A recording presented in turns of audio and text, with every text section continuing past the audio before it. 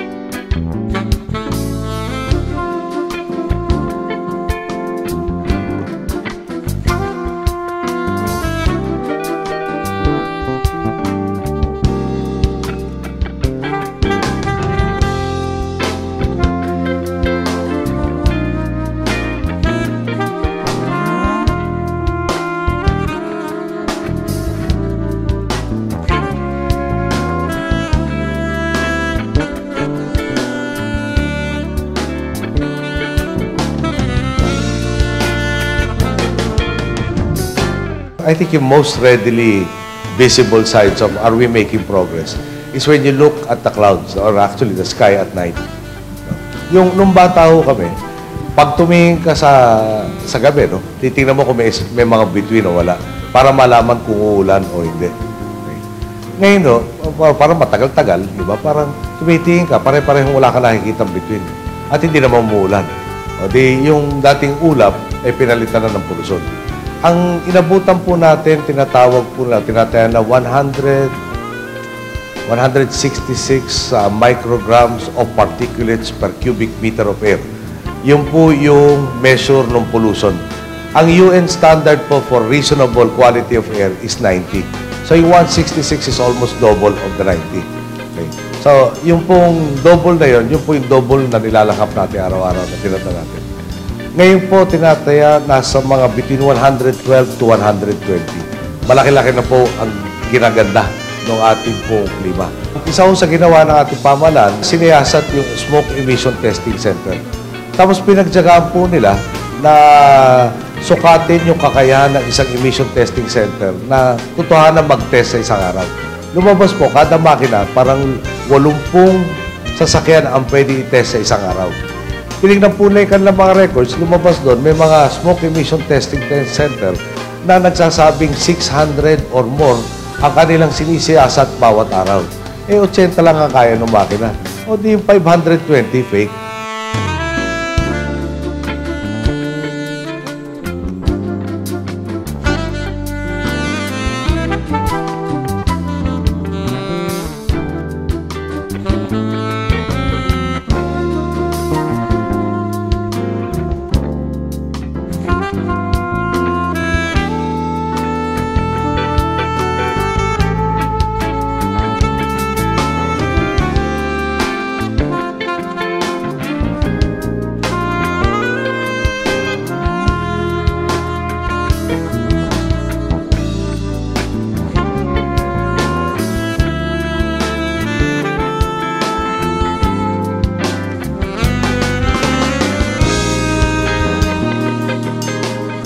Dahil Sa'yo, a classic Filipino love song that's been translated into different languages. Isa lamang po ito sa mga kantang nagpapaalala sa atin kung gaano kaganda ang ating mga kundiman. Tulad ng isang orchestra, bawat proyekto ay kailangan ng konduktor o leader na mangunguna para sa saliw ng bawat tunog ng musika. And to create a great music or melody, kailangan nagbe-blend ang iba't ibang mga instrumento. Tulad ng pagtutulungan ng gobyerno at mga pribadong ahensya, kailangan ng harmony, ng focus at pagkakaisa sa isang tamang proyekto. We breathe in and we breathe out. Breathe in, breathe out. Hindi pwedeng hindi. Pero paano kung ang hanging ating nilalanghap ay hindi tama para sa ating kalusugan? Yan ang tila simple pero isang napakalaking bagay na dapat nating inaalam. Dahil mahirap magkasakit at lalong mahirap pamatay nang di mo pa oras. Isa sa mga sinasaad sa ilalim ng Clean Air Act ng 1999 ay ang karapatang lumanghap ng sariwa at malinis na hangin. So hold on to your breath habang sama-sama nating aalamin ang ginagawang pagtutulungan ng gobyerno at mga pribadong ahensya para maipatupad ng maayos ang Clean Air Act so that all we breathe in is just clean air.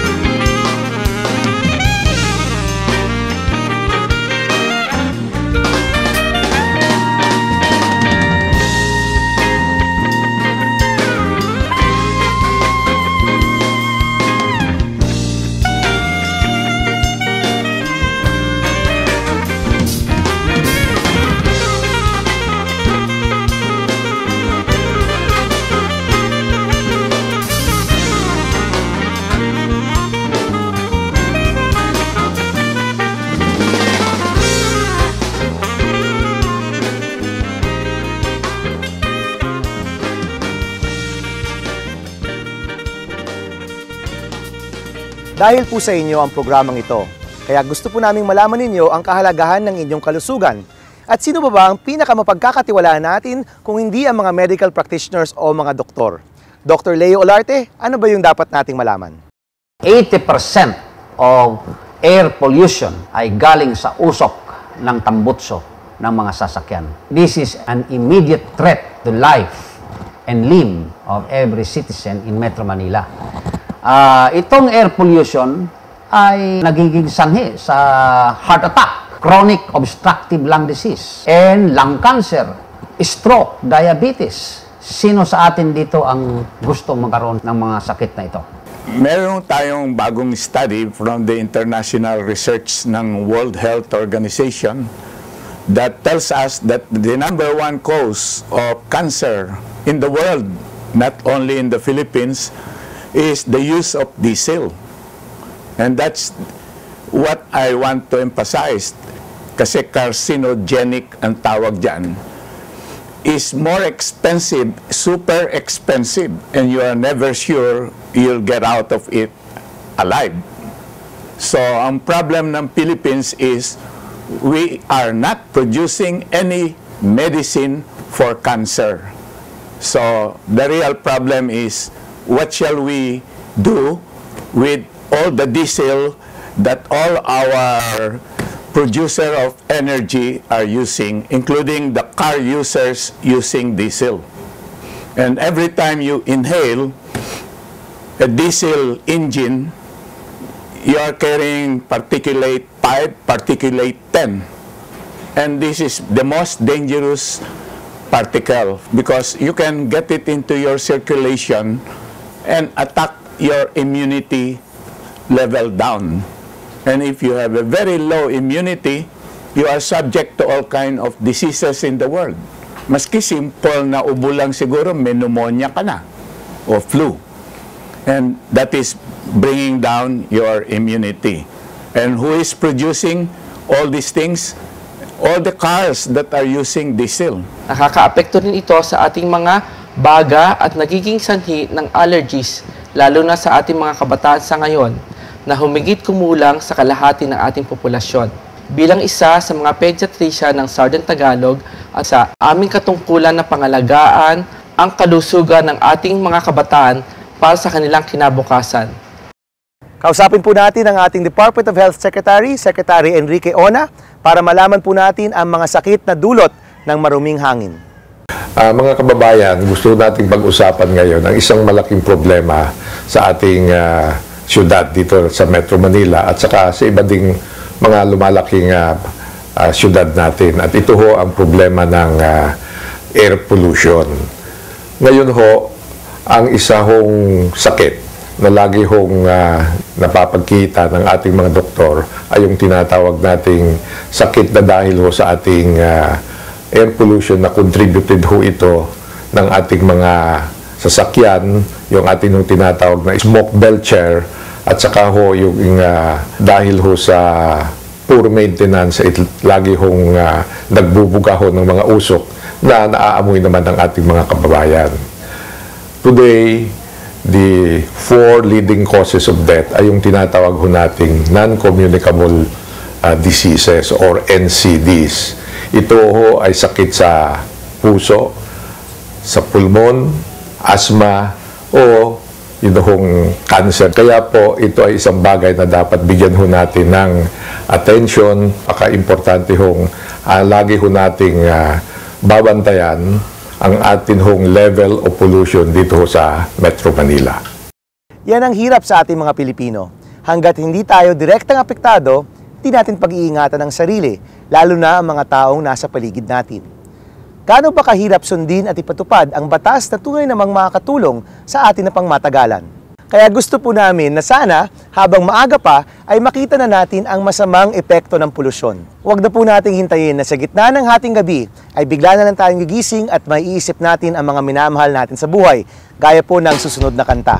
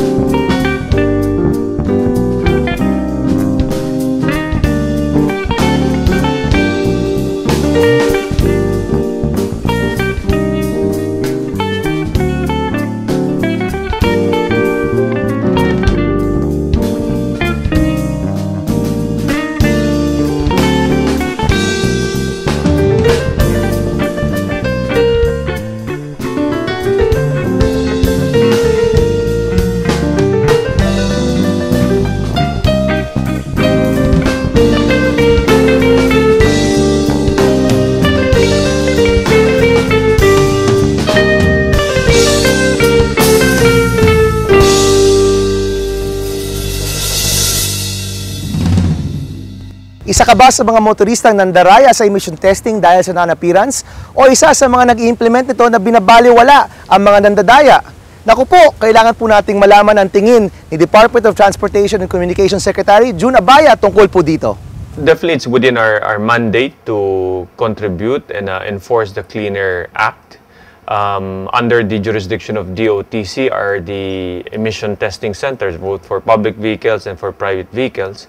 Alam natin na minsan dyan marami pa rin na nagpapalusot, nagpaparehistro ng no appearance, mag-abot ka na lang at fast track yung lane mo at walang kapari-parisyo.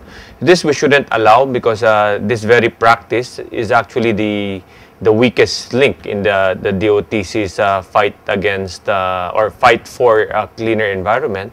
We've implemented certain policies, particularly taking real-time video and real-time upload to the DOTC offices to ensure that maski may kakilala ka sa baba ay hindi pwedeng palusutan ito. Ebidensya ito na talagang may dumarating na sasakyan na tinetesting ng ating mga LTO offices. PTCs that are seen in violation, while they appeal to the Office of the Secretary for their cause, we immediately will suspend them rather than await for the decision of the Secretary. So hopefully that's enough deterrent for these PETCs and likewise the offices under the LTO. Be aware that we take things seriously as far as the Clean Air Act is concerned. We commit to this, however, it is not a simple problem, and I appeal to them to adhere to preventive maintenance measures. By themselves, realize that preventive maintenance is cheaper in the long run, safer for their family, safer for himself. Thus, it's the right thing to do. Our tendency is just to take this for granted, and the typical Filipino attitude na i-address na natin pag sira na at i-delay natin yung gagastusin. Kaya sana po alagaan natin ating masasakyan kasi kung hindi po, mayayari kayo sa DOTC dahil pipigilin, huhulihin namin at hindi namin papayagan inyong masasakyan sa ating mga kalsada. Kaya tayo nagkakaroon ng mga malakas na ulan, malakas na bagyo, malakas na hangin. Ito ay dahil sa usok ng tambutso ng ating mga sasakyan. Ang usok ng tambutso ng ating mga sasakyan ay nag-i-emit ng greenhouse gases which results into climate change. Ang climate change na ito ay nagre-resulta sa malakas na bagyo, malakas na ulan at malakas na hangin. Kayo ba ay nagiging biktima sa flash flooding sa Metro Manila at naging biktima sa Ondoy at Habagat? Ito'y dahil sa usok ng ating tambutso galing sa ating mga sasakyan. Yung pinag-uusapan natin pagbabago ng klima ngayon, ang tawag dyan global warming. So, umiinit. So, maraming pinanggagalingan ng pag-init. Ang isa sa pinakamalaking pinanggagalingan ay yung burning ng fossil fuels. That accounts for much of the greenhouse gas emissions na nagkakos ng warming. Pinapainit ang dagat, pinapainit yung hangin, nagkakaroon ng extreme weather events, flooding, drought, pagtuyo na hindi karaniwan, tsaka flooding na hindi karaniwan. The changes that we are seeing in the Philippines are not what we have been used to. Yun yung sinasabi sa climate change. So, changes from what we are used to something that we cannot understand. So, ang tanong ngayon, ito ba naganap sa Pablo? Yung bang Pablo na yan ay climate change na nga yan, epekto na impact na yan ng climate change, ay yung Sendong no nakaraan at yung Ondoy. Malaki ang posibleng natin i-connect doon. Ngayon, ang mahalaga, ano man ang hindi kasiguruhan sa connection ng climate change at saka ito nagaganap sa atin, ang kailangan tingnan natin yung epekto niyan sa nangyari. Ang tindi nito nangyari sa atin sa Mindanao, sa Combal. Mas mahigit pa doon sa tinamaan doon sa US, yun ang ironic kung kailan pa tayo handang-handa para harapin yung mga pagbabago na yung bigla na lang may ganyang kalaking disgrasya na magaganap sa atin, ang daming namatay. Ang mahalaga doon, siyempre, tingnan natin ano yung nagkokos ng global warming. At ang pinakamalaki dyan, burning nga ng fossil fuels. Yung tatlong pinupuntorya parati is coal, oil, and gas. At doon sa lahat ng gumagamit, ang nagbaburn ng fossil, ang pinakamalaki dyan motor vehicles. Isa yan sa nag-aakon ng malaki. So, ang pinakamaganda sana, i-reduce yun. Linisin yung pagbaburn. Hanggat gumagamit naman tayo ng fossil fuel, gumagamit tayo ng oil, talagang may lalabas na usok. Ang importante lang, checkin yung usok na lumalabas.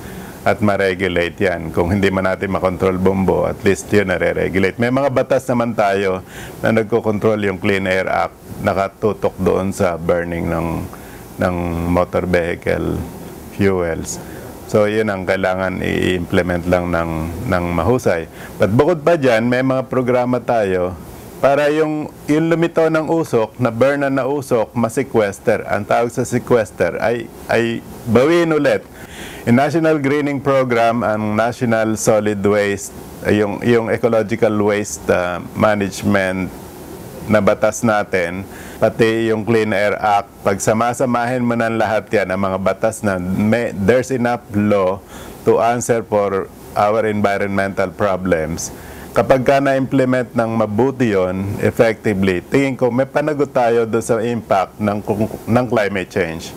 Kailangan ng regular maintenance ng ating mga sasakyan.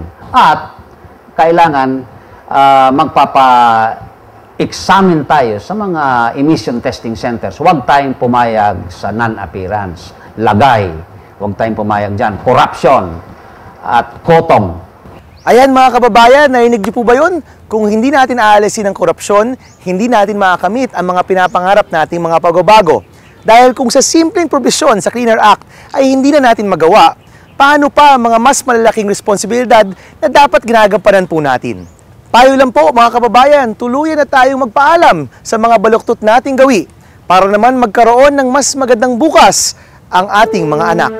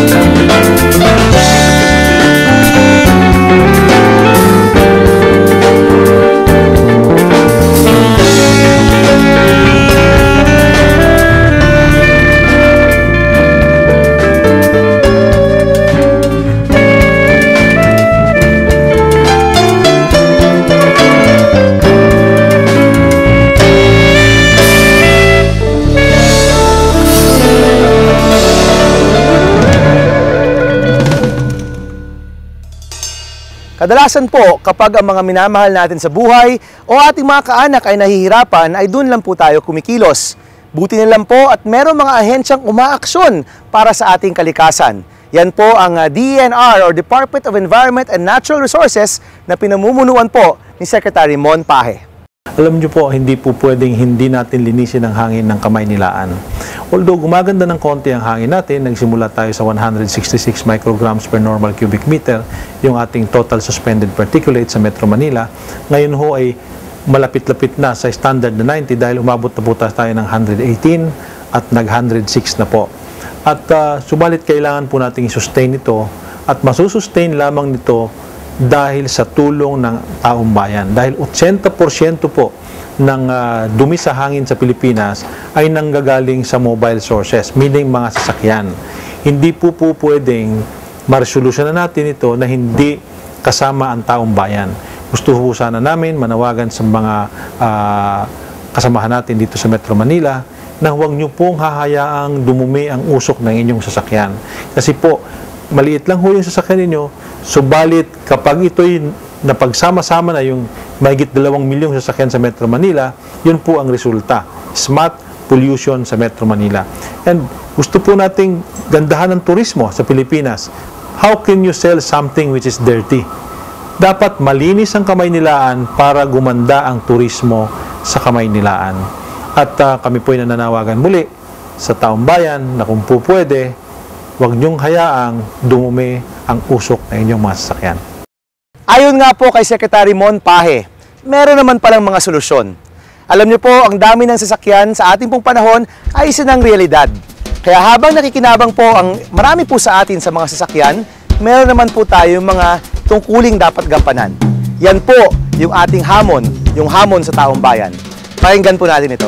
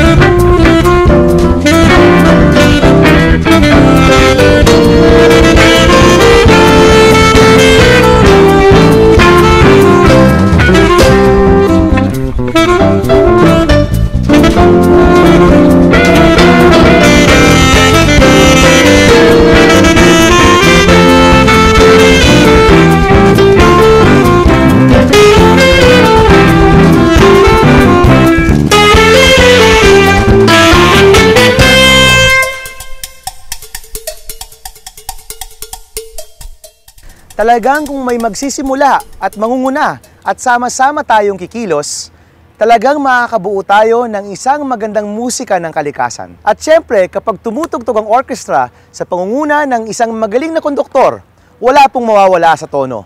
Kaya lang, may mga pagkakataon talagang hindi maiiwasan na merong sasaliwa sa tama at maayos na tahakin. Yan po ang dapat natutukan ng ilang ahensya ng ating gobyerno. Ang DILG ay sumusuporta sa tamang pagpapatupad ng ating Clean Air Act. Kami po ay nananawagan sa lahat ng pamahalaang lokal at sa lahat ng kapulisan na talagang higpitan ang pagpapatupad sa probisyon ng batas na ito. Matanong nga kita, kaibigan, gaano ba kahirap ang magpa-emission testing na totoo at tama? Masama bang malaman natin kung kailangan ng ayusin ang ating mga sasakyan upang hindi tayo makaperwisyo o hindi maperwisyo mismo? Isipin na lang po natin na ang maliit nating kontribusyon na pagsunod sa batas ay ang mabuting epekto nito para sa ating mga pamilya.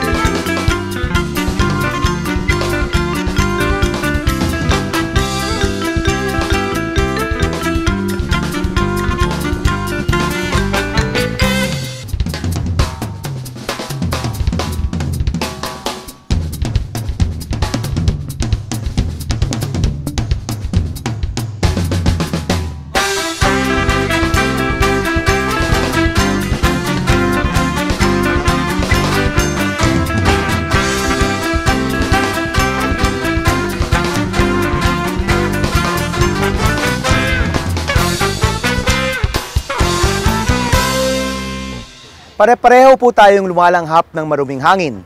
At sa katotohanan lang, tayo rin naman po ang may kagagawa nito. Pero tayo rin po ang may mga solusyon tungkol dito. At ang isang ahensya na seryoso sa mga solusyon ay walang iba kung hindi ang MMDA na pinangungunahan po ni Chairman Francis Tolentino. Ito po siya.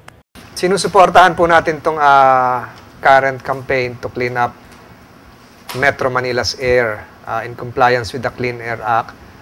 For instance, through our various programs, yung reduction ng number of buses, we implemented yung number coding sa buses. Pangalawa, just recently, itong sa trucks, yung modified truck ban. Number 3, kung makikita nyo, we're trying to green some sections of Metro Manila. You have now our vertical gardens. Makikita nyo sa underpass. And hopefully, itong Buendia, Kalayaan, gagawin nating malaking garden. So, kung mapapagsama-sama to at saka yung tulong ng ating ilang LGUs, I think we can have some great strides in helping achieve the objectives of the Clean Air Act of 1999. Yung pagkuha po ng mga clearances ay dapat seryosohin, hindi lang dapat ituring na isang administrative step, kung hindi ang layunin ay para maging malinis yung ating kapaligiran, yung ating hangin. So sana po maging responsable rin po yung mga may-ari ng mga sasakyan na alagaang mabuti. Hindi lang yung kanilang sasakyan, kung hindi yung kapaligiran. Responsibilidad natin, lalong-lalo na yung mga nagmimay-ari ng sasakyan, na panatiliing lagi nasa tamang kondisyon yung kanilang mga bihikulo bilang isang pribilehiyo na binigay ng Estado na gamitin yung ating mga lansangan.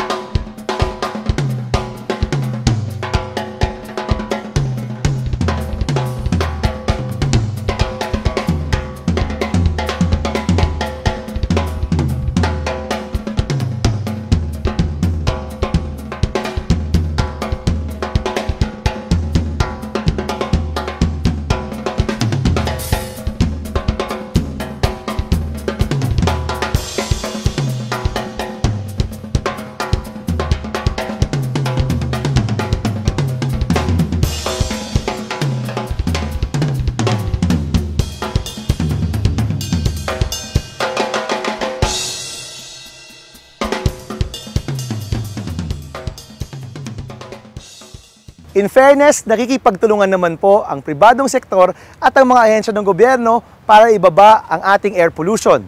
Sa totoo lang po, 22% na ang binaba ng ating air pollution sa Metro Manila. Kung paano po ito nagawa, kailangan po nating itanong ang mga prime movers ng project na KKK. Ang mga doktor nakatulong ng iba't ibang sangay ng ating pamahalaan na bumuo ng 2012 multi-sector campaign na KKK, Kaisa sa Kalikasan at Kalusugan. Ang mga doktor ay pumunta sa iba-ibang barangay upang ipaalam ang mga sakit na maidudulot ng maduming hangin. Kung ipagpapatuloy po natin ang partnership ng pribadong sektor at mga government agencies, tiyak pong maaabot po natin ang mas malinis na hangin dito po sa Metro Manila. Panoorin po natin ito.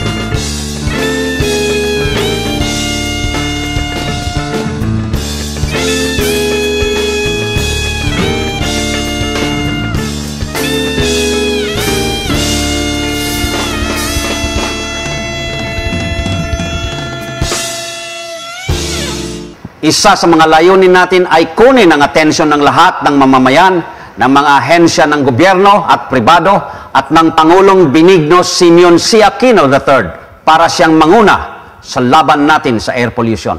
Dahil ito na ang tamang panahon, tamang oras at tamang mga tao na magpapatupad ng matagal-tagal na ring batas ng Clean Air Act. Kaya nga puspusan ang kanilang mga kampanya at patuloy na pagpapaliwanag sa bawat bayan para na rin maramdaman kung gaano kaseryoso ang problema ng polusyon at maruming hangin sa bansa. Ang kalikasan ay may paraan upang mapanumbalik niya yung dati niyang estado.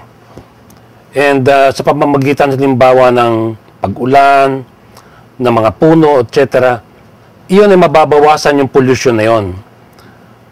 Kaya sabi nga, kung ititigil lang natin ang pagpapatakbo ng sasakyan, even for a day, nalilinis po yung hangin. Minsan, daraan lang isang bagyo at walang magpapatakbo ng sasakyan, nalilinis po yung ating environment. Ngunit bumabalik po yan, andyan na naman at tatakbo sa ating mga lansangan ang mga poorly maintained vehicles. Kaya sabi ang naapektuhan, tayong bayan din, pati kalusugan yan. Dapat makiisa na tayo sa gobyerno upang ipatupad yung tinatawag na Clean Air Act at yung preventive maintenance check, yung tinatawag na emission test ng mga bawat sasakyan. Kami naman dito sa Philippine Hospital Association at the Private Hospital Association of the Philippines ay nakikisa sa panawagan ng mga ilang sektor na tayo ay kailangan magkaroon ng isang malinis na kapaligiran at clean air. At para sa isip natin lahat na yung pag-aari ng isang sasakyan ay hindi lang karapatan mo. Meron ka ring responsibilidad sa lipunan. In other words, it is also your responsibility or the responsibility of anybody na merong pag-aari ng sasakyan na ito ay kanyang panatiliing in good condition at free from emitting those harmful smoke na nakakaapekto sa kalusugan ng ating mga kababayan, lalo-lalo na mga bata. Sa mga darating na araw ay makikita natin ang mga ganitong auto center na kung saan ang mga services na kakailanganin para matigil ang patuloy na paglala ng usok ay magagawa.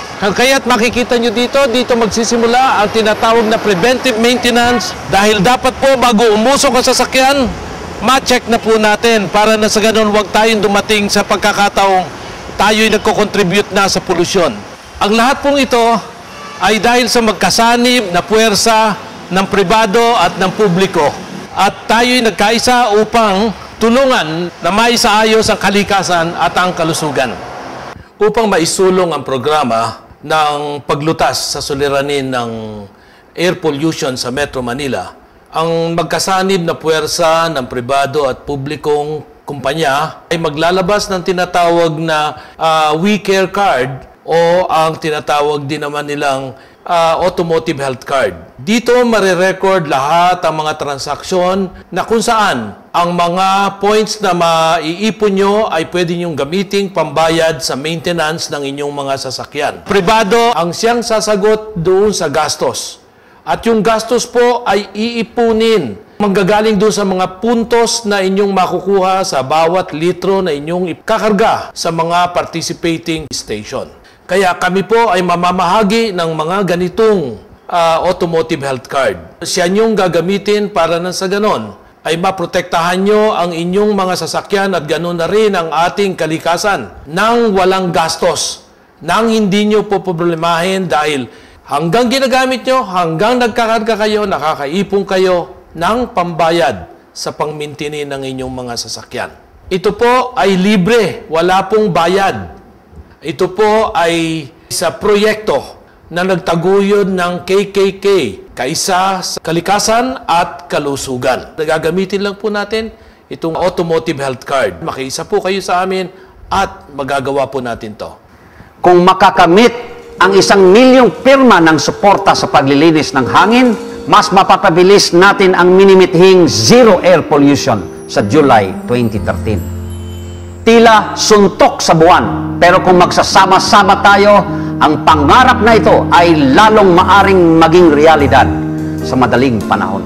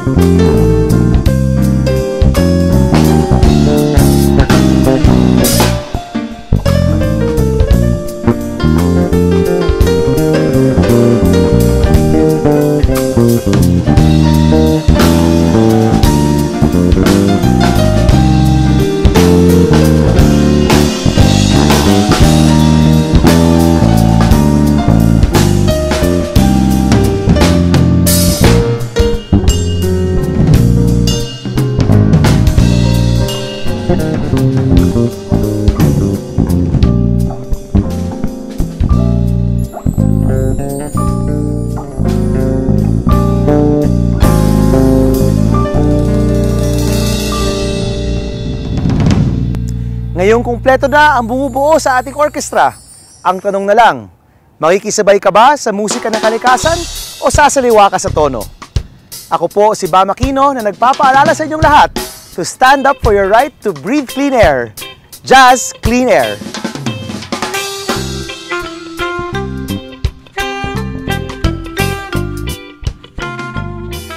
Wala pong imposible. Dahil kung nakikita ng taong bayan na sila ang tanging boss ng kanilang pamahalaan, bubuhatin kanila.